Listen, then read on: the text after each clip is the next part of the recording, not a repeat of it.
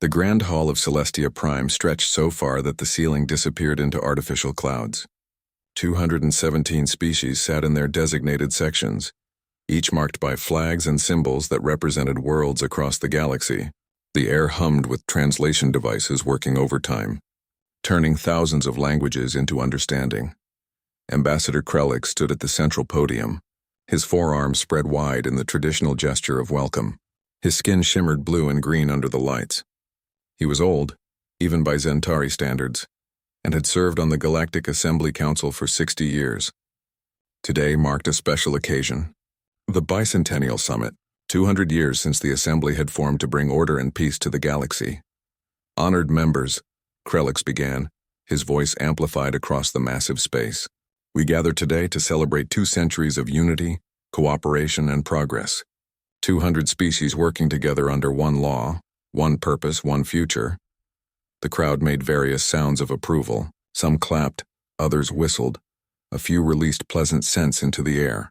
Each species had their own way of showing agreement.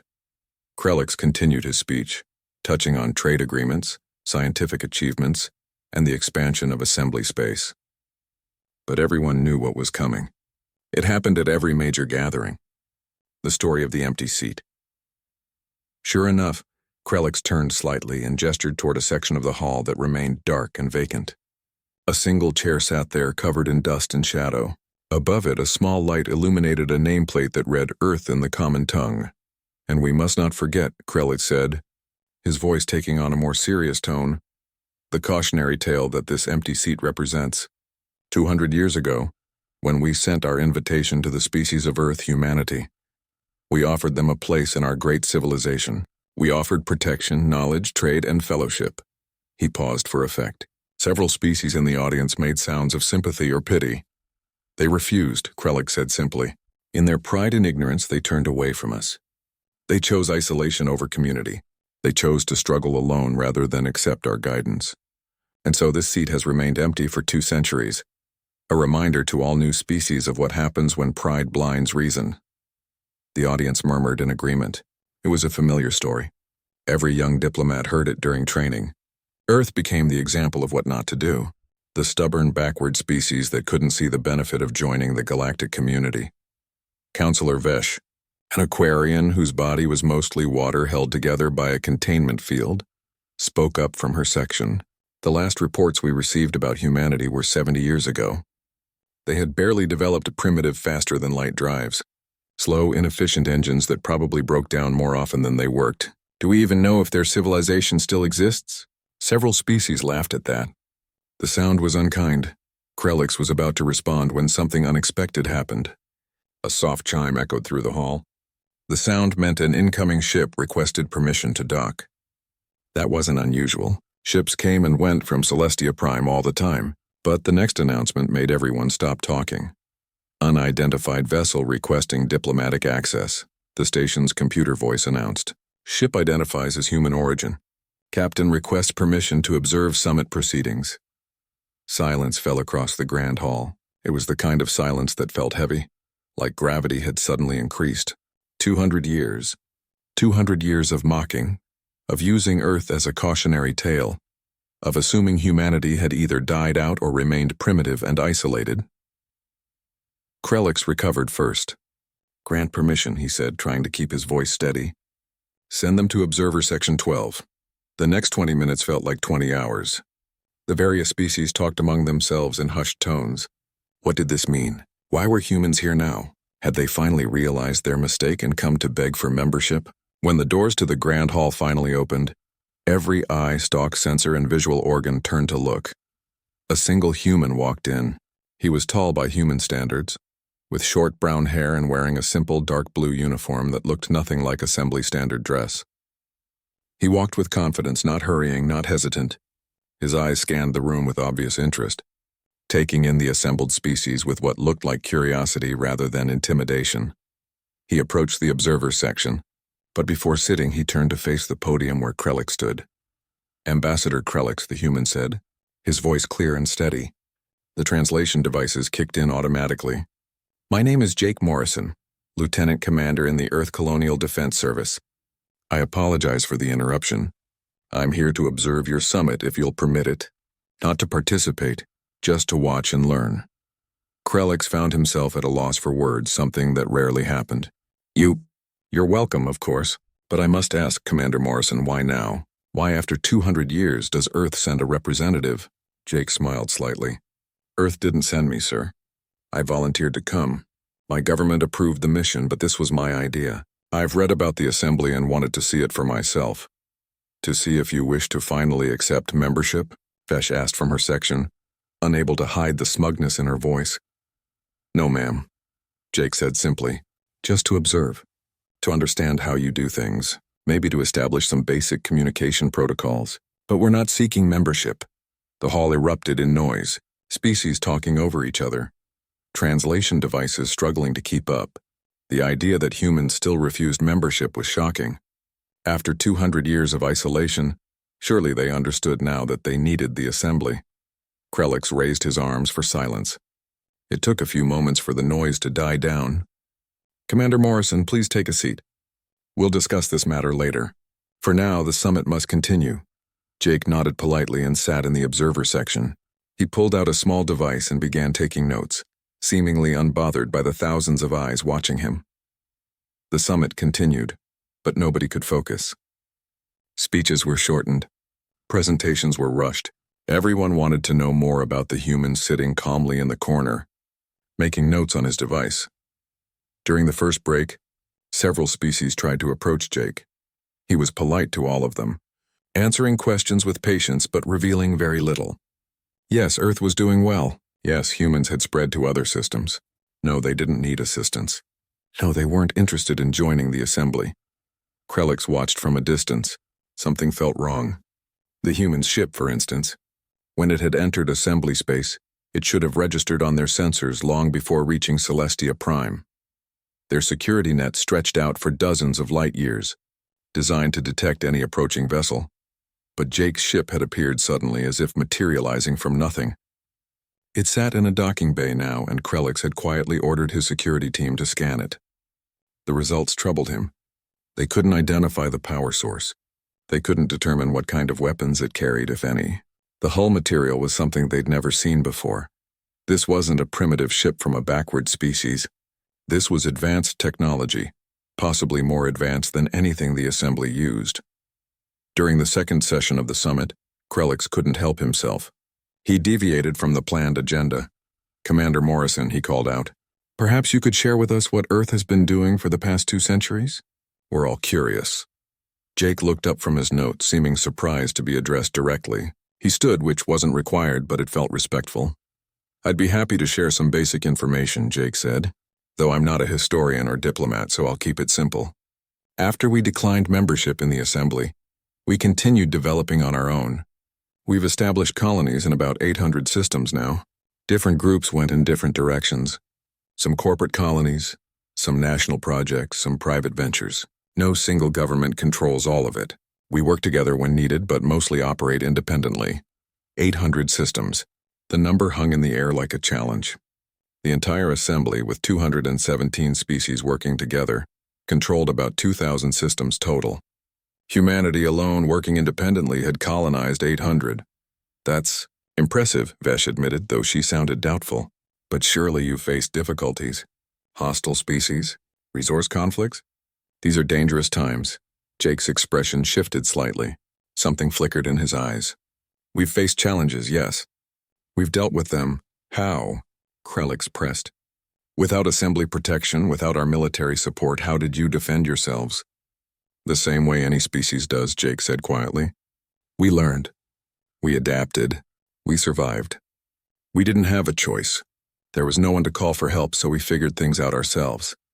The way he said it made Krellix uncomfortable. It wasn't boastful. It wasn't proud. It was simply stating a fact. Humans had been forced to become strong because they had no alternative. The summit ended for the day as the station's cycle moved into night hours. Most species returned to their quarters, but Krellix and Vesh met in a secure conference room, along with several high-ranking assembly officials. We need to know more about them, Vesh said immediately. 2. The Intelligence Division of the Galactic Assembly, occupied 3 entire floors beneath Celestia Prime's main structure. Screens covered every wall, displaying information from thousands of systems. Analysts from dozens of species worked around the clock, monitoring threats, tracking trade routes, and keeping tabs on potential problems tonight. Every screen showed information about one topic: Earth, humanity, humans. Director Vesh moved through the command center, her containment field rippling with agitation. She had barely slept. The report she'd requested was taking longer than expected, which meant the analysts were finding things they didn't know how to explain. "Show me what you have," she ordered, as she reached the main display area. A young analyst, a Kixian with green-scaled skin, brought up a holographic map of the galaxy. Hundreds of small blue dots appeared, scattered across a vast section of space. "These are confirmed human settlements," the analyst explained. 832 systems, to be exact. Commander Morrison's number was actually conservative. Vesh stared at the display. The dots spread out in an irregular pattern, not the organized expansion the Assembly used when colonizing new territory. It looked chaotic, random, like someone had thrown seeds into the wind and watched where they landed. "How did we not know about this?" Vesh demanded. "We have scout ships. We have monitoring stations. How did 800 human colonies go unnoticed?" The analyst looked uncomfortable. "That's the strange part, Director. We did notice them. We have reports. Hundreds of reports over the past 2 centuries. We just didn't connect them. We didn't realize they were all human." Another analyst, this one a floating jellyfish-like creature called a Dorian, added more information. The reports described different things. Some mentioned corporation ships. Others talked about colony vessels from something called nations on Earth, private exploration ships, military vessels, research stations. Each report treated them as separate incidents because humans don't operate under a unified command structure. Vesh felt a headache forming, which was impressive considering her body was mostly liquid. "Explain that. How can they control 800 systems without central command?" "They don't control it exactly," the Kixian analyst said. "From what we can gather, humans have something like the Assembly, but it's much looser. Different human governments, corporations, and private groups all operate independently. They cooperate when they want to, compete sometimes, but there's no single authority forcing them to work together." "That's chaos," Vesh said flatly. "That shouldn't work. How do they maintain order? How do they defend themselves? How do they handle disputes?" The Dorian analyst pulled up more data. "That's another interesting point. We found records of at least 3 major conflicts involving humans and hostile species. Here, look at this." The display shifted to show a system marked in red. 40 years ago, a species called the Carthex invaded this human colony. The Carthex are aggressive, territorial. We've classified them as too dangerous to engage. The Assembly's official policy is to avoid their space entirely. "I remember," Vesh said. "They destroyed 2 of our scout ships when we tried to make first contact. We lost 73 people. After that, we decided the cost of dealing with them was too high." "Right. But when they attacked this human colony, the humans fought back. Not just the colony's defense forces. Ships came from dozens of other human systems. Corporate security vessels, military ships, even armed civilian craft. They weren't ordered to help. They chose to. Within 2 weeks, they'd driven the Carthex out of human space entirely." Vesh moved closer to the display. "The Carthex were driven out by humans? 40 years ago, humans should have barely had working FTL drives."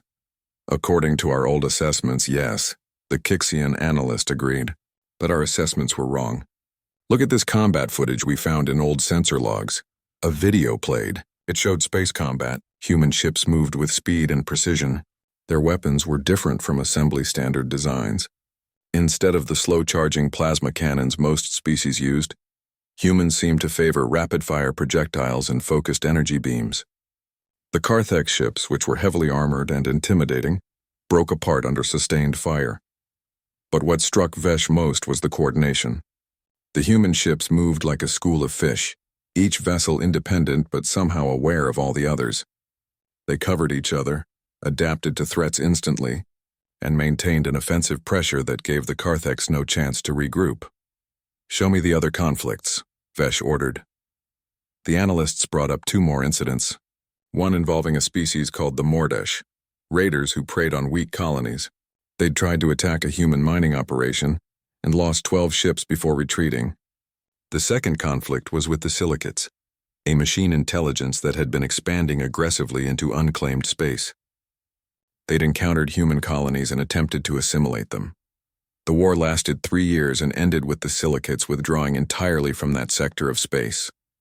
Human casualties were listed as significant, but they'd won, against a machine intelligence that the Assembly had been nervously watching and hoping to avoid. They fought 3 wars and won all 3, Vesh said slowly. Against species we deemed too dangerous or too difficult to engage, and we never knew about it.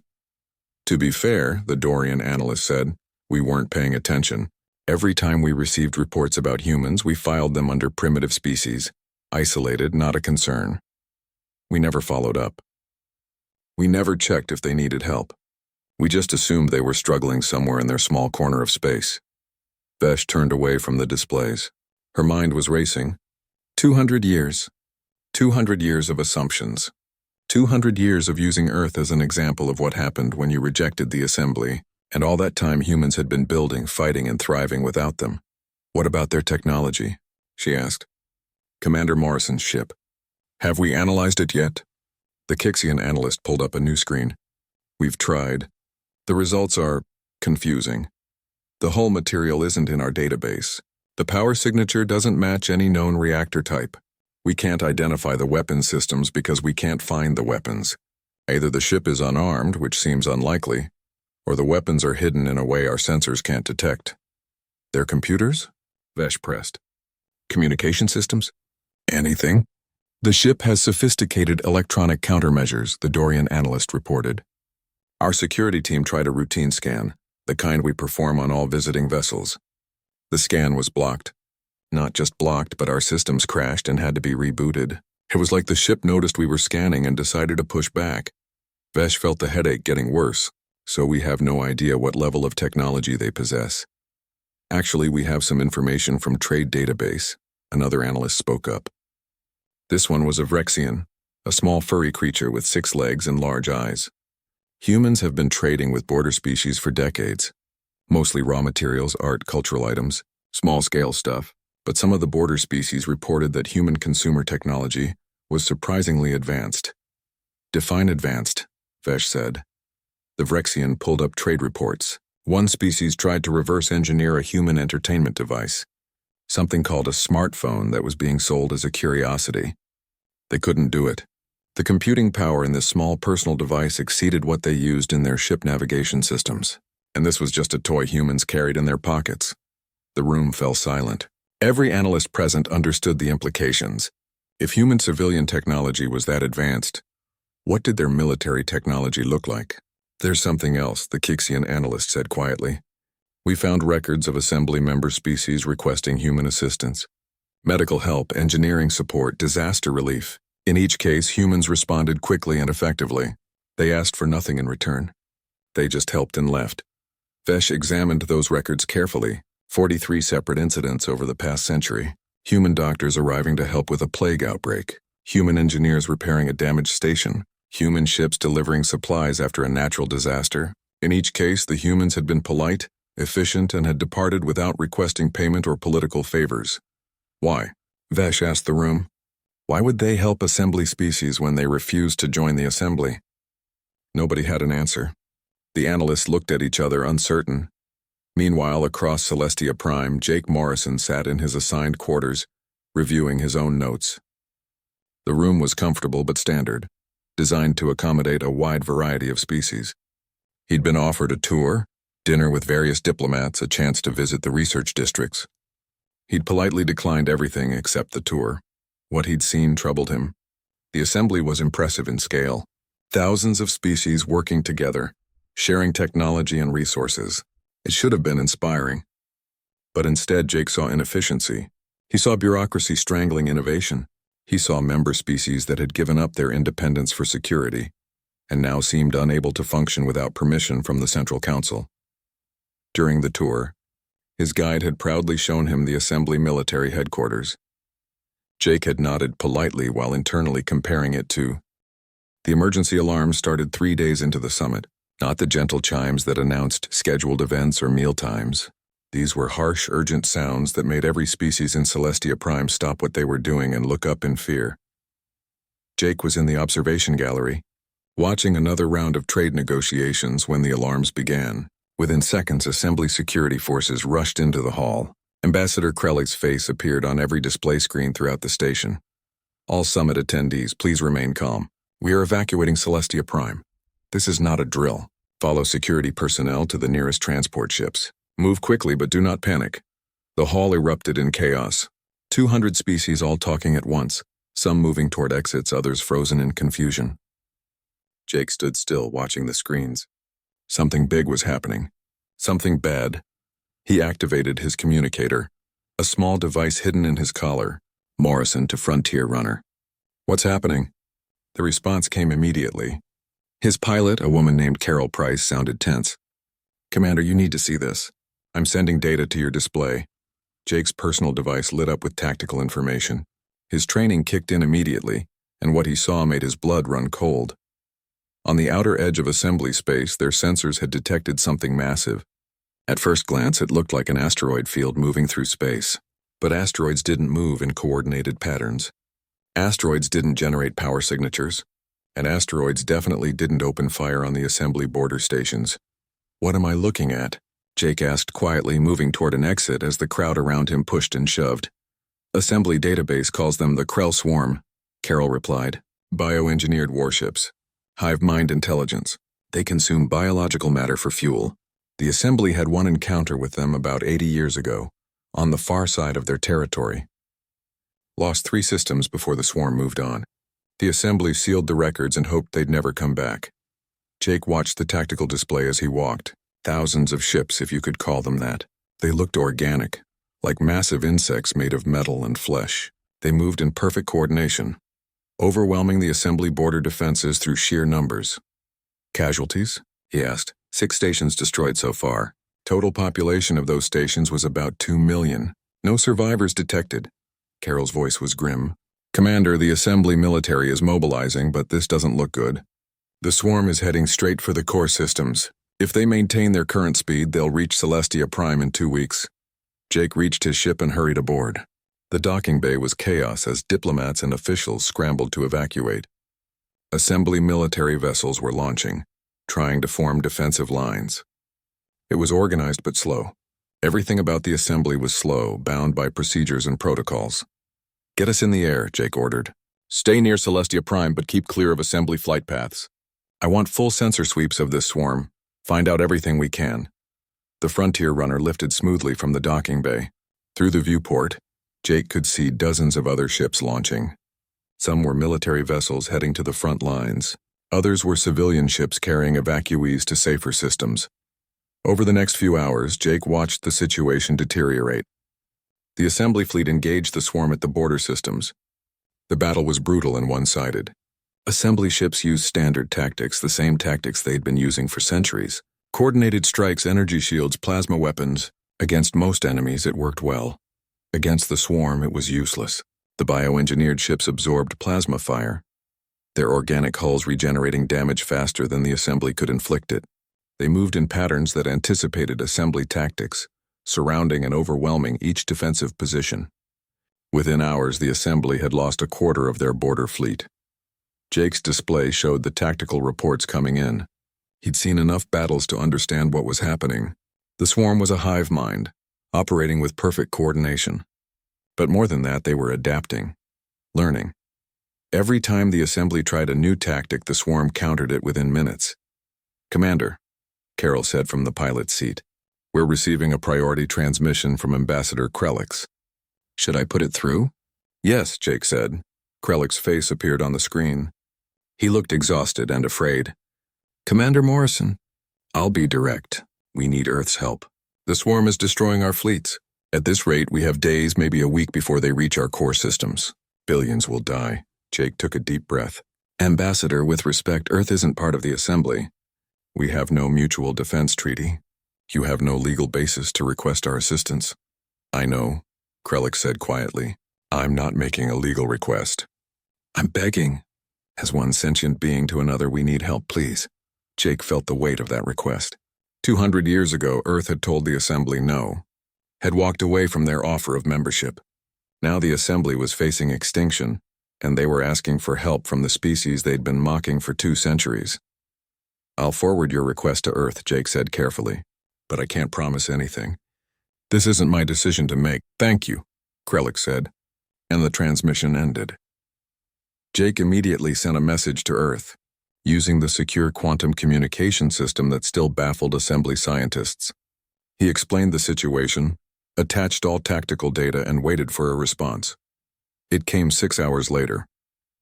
Director Amy Liu, head of Earth's colonial defense, appeared on his screen. She was a serious woman in her 50s with gray hair and sharp eyes. Jake had worked with her before and respected her judgment. "Commander Morrison," she said without preamble, "we've reviewed the situation. The Council has made a decision. Earth will not be sending military assistance to the Assembly." Jake felt his stomach sink. "Director, they're facing extinction. The swarm will kill billions." "I'm aware," Amy said, her expression hard.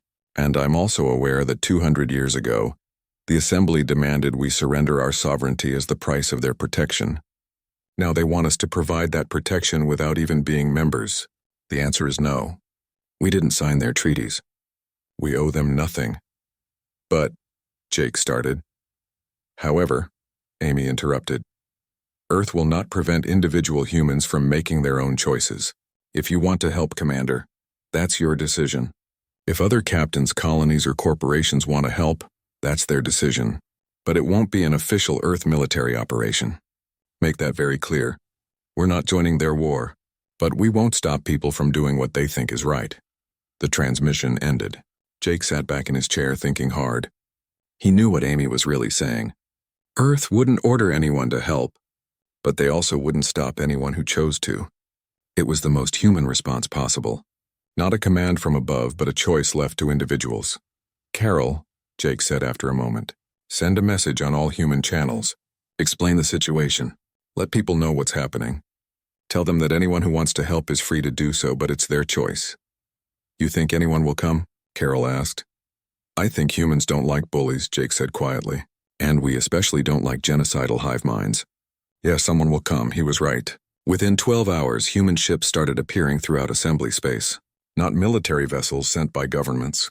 Private ships, corporate security forces, colonial defense fleets, even merchant vessels that had been retrofitted with weapons. They came from dozens of different human systems. Different colonies, different organizations, different motivations. Some came because they saw the Assembly as potential trading partners worth saving. Others came because they'd been helped by Assembly species in the past and wanted to return the favor. Some came simply because it was the right thing to do. One of the first to arrive was Captain Ryan Cross and his ship, the Liberty's Edge. Ryan was a transport captain who usually hauled cargo between human colonies. But his ship had been built during the Carthex conflict, designed to carry supplies to war zones. It still had its defensive weapons. He brought 30 other ships with him. Freighters, mining vessels, private yachts. Every ship owned by someone who'd heard the call and decided to help. They arrived at a besieged assembly world called Vega 7, where the swarm was attacking a population of 15 million. The assembly garrison commander, a species called the Telonians, watched in confusion as the human vessels dropped out of FTL space. His name was Commander Zekthor, and he'd been preparing to evacuate the planet. His fleet was outnumbered 10 to 1. "Unidentified vessels," Zekthor transmitted. "This is an active combat zone. Evacuate immediately." Ryan's response was casual, almost cheerful. "Commander, this is Captain Ryan Cross of the Liberty's Edge. We're here to help." "Just tell us where you need us and help?" Zekthor couldn't believe what he was hearing. "You're civilian ships. You can't fight the swarm. You'll be destroyed." "Maybe," Ryan admitted, "but we're here anyway. Now, are you going to tell us where to shoot, or are we just going to start blasting the ugly ones?" Zekthor looked at his tactical display. The swarm ships were closing in. He had maybe an hour before his defenses collapsed. These humans were insane to think they could help. But he was desperate. Admiral Greg Walsh arrived in assembly space with the largest human fleet ever assembled. 50 military vessels from Earth's colonial defense, another 100 ships from various human colonies, and dozens of corporate security vessels. It wasn't an invasion force. It was a rescue mission. Greg was a career military officer, 62 years old, with gray hair and eyes that had seen too many battles. He'd fought in the Mordesh raids 30 years ago, lost half his crew to the silicates and earned every line on his weathered face. When Earth's government had called for volunteers to help the assembly, he'd been the first to raise his hand. "This is Admiral Walsh of the Earth vessel Steadfast," he transmitted on assembly command frequencies. "We're here to coordinate with whatever defense efforts you have left. Who's in charge?" There was a long pause. Then Ambassador Krelix's face appeared on his screen. The Zentari looked like he hadn't slept in days. "Admiral Walsh, We're grateful you came. Our military command structure is in disarray. We've lost 3 fleet admirals in the past week. I'm coordinating defense efforts from Celestia Prime, but I'm a diplomat, not a military officer." Greg understood immediately. The assembly had lost its leadership. Their rigid command structure meant that when key officers died, the entire system struggled to adapt. "Ambassador, with your permission, I'd like to coordinate tactical operations. My people can work with your surviving forces." Krelix looked like he wanted to cry with relief. "Please, yes, whatever you need, you have full authority." It wasn't that simple, of course. The assembly military officers didn't want to take orders from a human. They'd spent 2 centuries believing humanity was primitive and backwards. Now they were expected to follow this old man's commands? Greg understood their pride. He'd been dealing with pride his whole life, so he didn't give orders. Instead, he made suggestions. "Commander Zekthor," Greg transmitted to the Telonian officer who'd fought at Vega 7. "You have experience fighting the swarm now. What worked for you?" Zekthor appeared on screen, surprised to be asked. "The human ships, sir. They moved unpredictably. The swarm couldn't counter them because they couldn't predict them." "Exactly," Greg said. "The swarm is a hive mind. It operates on pattern recognition and adaptation. Our standard tactics follow predictable patterns. We need to break those patterns." He pulled up a tactical display. "I'm proposing we split our forces into smaller independent groups. Each group operates with its own command authority, making decisions based on the situation. No rigid formations, no standard approaches. We make ourselves impossible to predict." An assembly admiral named Vortan, from a species with 6 arms and crystal-like skin, objected. "That's chaos. How do we maintain coordination? How do we prevent friendly fire? Our entire military doctrine is based on unified command." "I know," Greg said patiently, "and your military doctrine got your fleets destroyed. I'm not saying abandon everything. I'm saying adapt. Give your captains more freedom to make decisions. Trust them to do their jobs without waiting for orders." "That's not how we operate," Vortan insisted. Greg's expression hardened. "Then you'll die. The swarm is learning your patterns faster than you can create new ones. Either we change how we fight or we lose. Your choice, Admiral." The transmission was silent for a long moment. Then Zekthor spoke up. "I'll volunteer my fleet for the Admiral's strategy. We've seen it work. I trust it." Other officers began agreeing, not because they liked the idea, but because they were desperate. The swarm was pushing deeper into assembly space every day. Standard tactics had failed. They needed something different. Over the next week, Greg worked with assembly forces to implement his strategy. It wasn't easy. Assembly officers were used to following detailed battle plans created days in advance. Now they had to make decisions in the moment, adapt to changing conditions, trust their instincts. Some struggled with it. Others took to it naturally. And slowly, the tide of battle began to shift. At a system called Harmon's Gate, a combined human and assembly force engaged a large swarm concentration. The assembly ships, following Greg's guidance, broke into smaller groups. Each group attacked from different angles using different tactics. The swarm tried to adapt, but every time they countered one group, another would attack from an unexpected direction. A young officer named Sophie Barnes commanded a human frigate called the Defiant. She was 28, brilliant, and had a gift for tactical improvisation. During the battle, she noticed something. "Admiral Walsh," she transmitted, "I'm seeing a pattern in the swarm's response times. When we attack, there's a lag of about 3 seconds before they adapt. It's small, but it's consistent."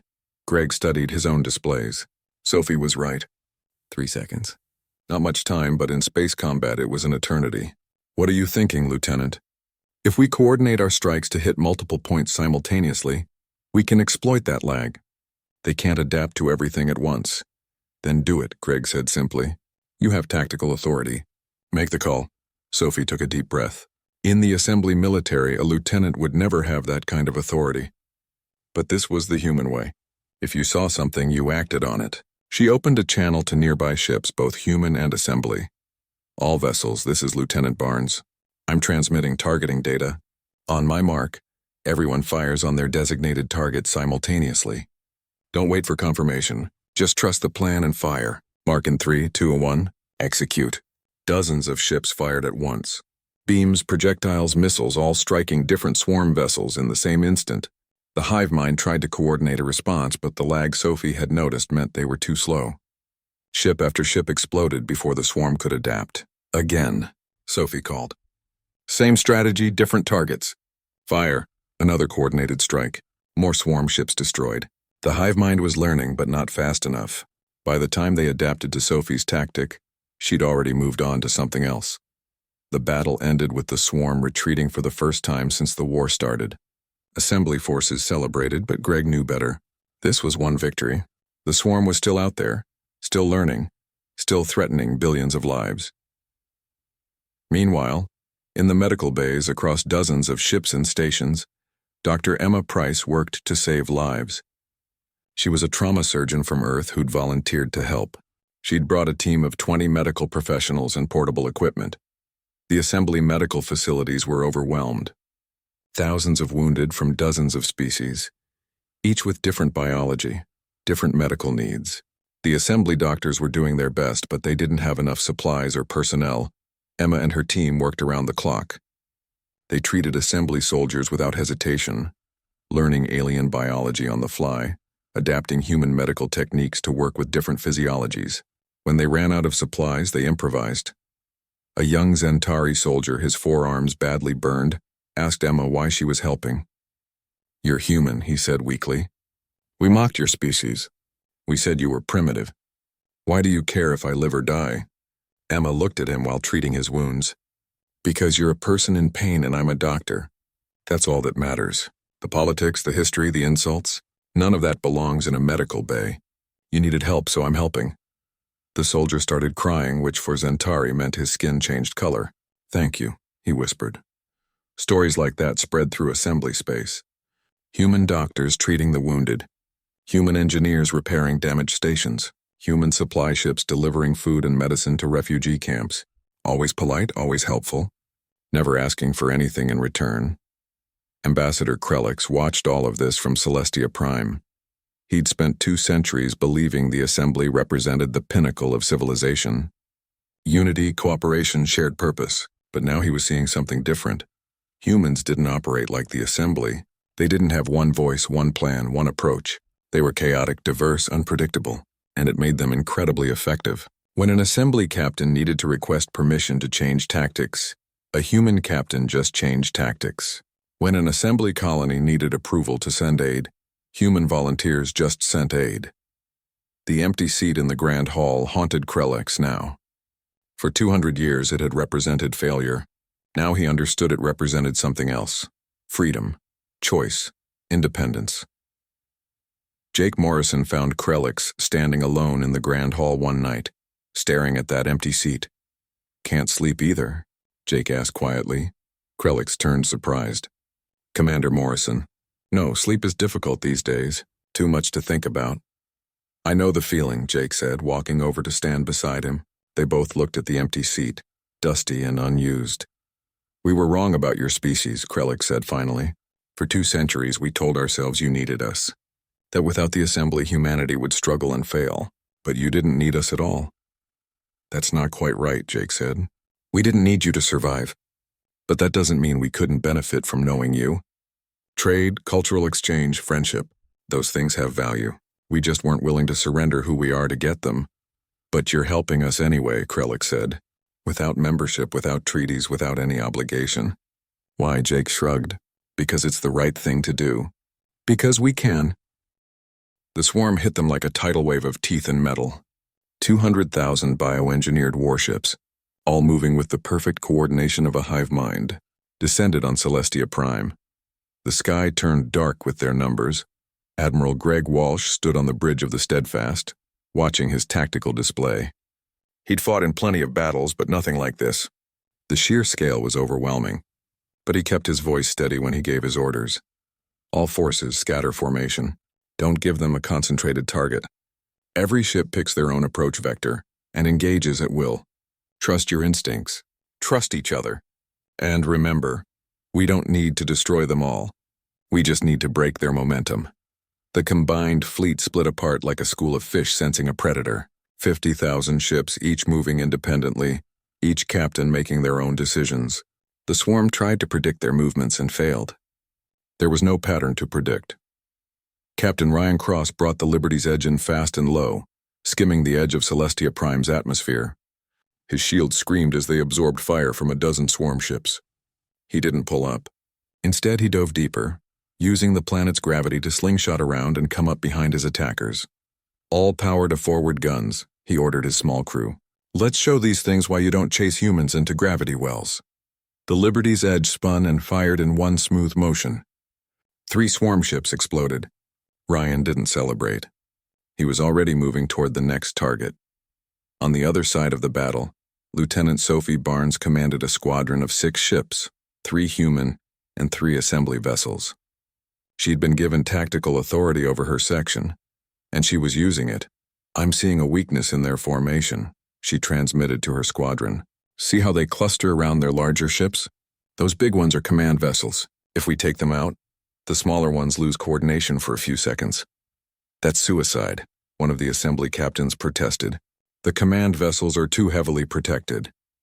Only from the front, Sophie said, pulling up tactical data. Their rear shields are weaker. If we come in from multiple angles simultaneously, we can punch through. I know it's risky. I'm not ordering anyone, but I'm going in. Who's with me? All 5 other ships confirmed immediately. They trusted her. She'd earned that trust through competence and courage. Sophie's squadron split up, each ship approaching from a different vector. The swarm noticed and tried to adapt, but they were too late. 6 ships hit the command vessel from 6 different directions at the exact same moment. Its shields collapsed. Its organic hull ruptured. And when it exploded, the 70 smaller ships clustered around it went still for 3 precious seconds. 3 seconds was enough. Other human ships swarmed the frozen swarm vessels and destroyed them before they could recover. The battle raged for hours. The swarm pushed forward with overwhelming numbers, but every time they adapted to one tactic, the humans changed to something else. Assembly ships, learning from their human allies, began making their own independent decisions. The rigid tactical doctrine that had gotten them destroyed before was replaced by fluid, adaptive combat. But the cost was terrible.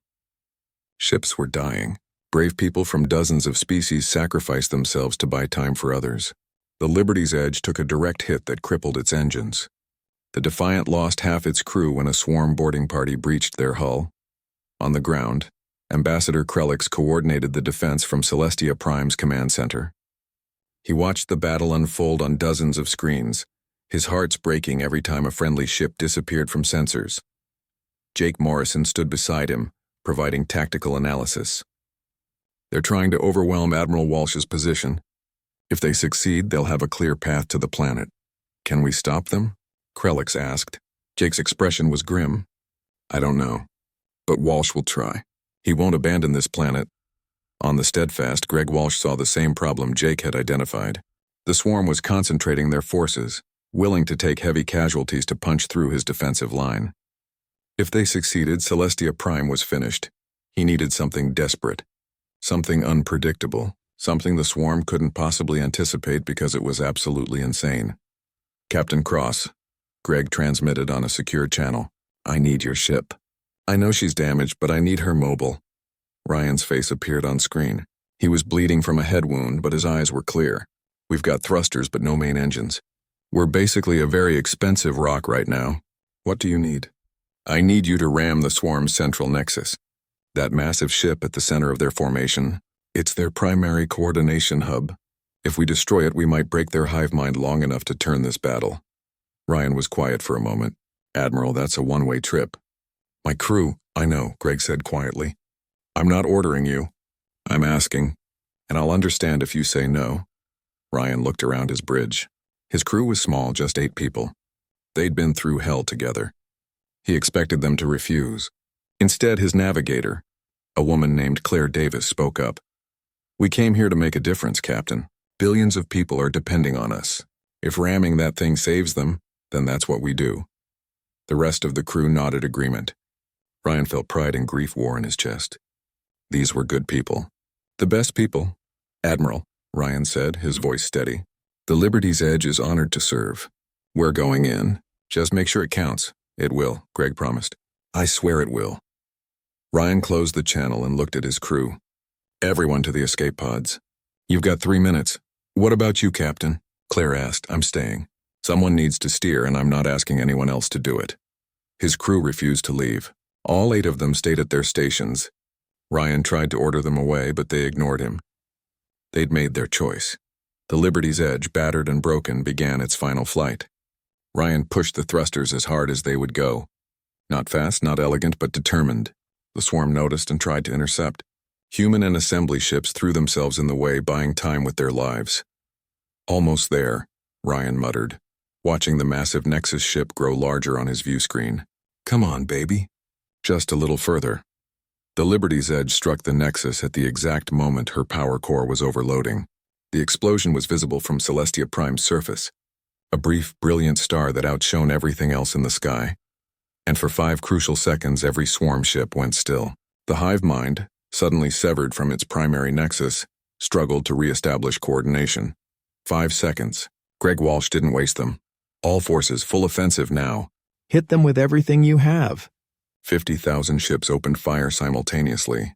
The swarm, frozen and disoriented, couldn't defend themselves. Ship after ship exploded.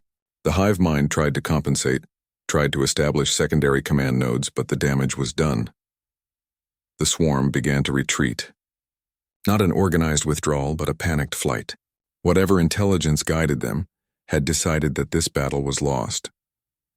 They fled back into deep space, leaving thousands of destroyed vessels behind. The combined fleet didn't pursue. They were too damaged, too exhausted. They'd won, but barely. On the Steadfast's bridge, Greg Walsh sat heavily in his command chair. He felt old, tired, but also proud. They'd done it. Against impossible odds, they'd saved Celestia Prime. "Admiral," his communications officer called out.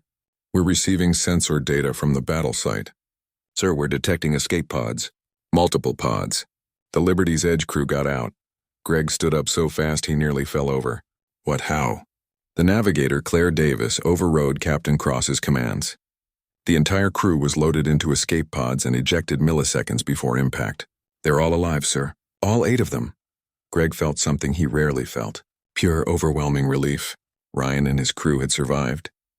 They'd completed a suicide mission and lived to tell about it. 3 days after the battle, the Grand Hall of Celestia Prime was full again. But this time it wasn't for a summit. It was for a memorial. Thousands had died in the war. Human assembly, people from dozens of species who'd given their lives to stop the swarm. Ambassador Krellick stood at the podium, looking out at the assembled crowd. His voice was heavy with emotion. "We gather today to honor those who fell defending our civilization. We also gather to acknowledge a truth that we've ignored for too long." He turned to look at the empty seat, Earth's seat, still covered in dust. For 200 years, we used that empty seat as a symbol of failure. We told ourselves that Earth's refusal to join us proved they were wrong. That isolation and independence were weakness, he paused. We were the ones who were wrong. Earth didn't need us. They built their own civilization, fought their own battles, and thrived without our help. And when we faced extinction, they came anyway. Not because they had to, not because we deserved it, but because humans choose to do what's right regardless of obligation. The hall was silent. Krellick continued. "Today, the Assembly Council votes to change what that seat represents. It will remain empty, because we will never again demand that Earth surrender their sovereignty to join us. But it will also be honored. A symbol not of failure, but of freedom, of independence, of the choice to help others without expectation of reward." The Assembly voted unanimously. Earth's seat would remain empty, but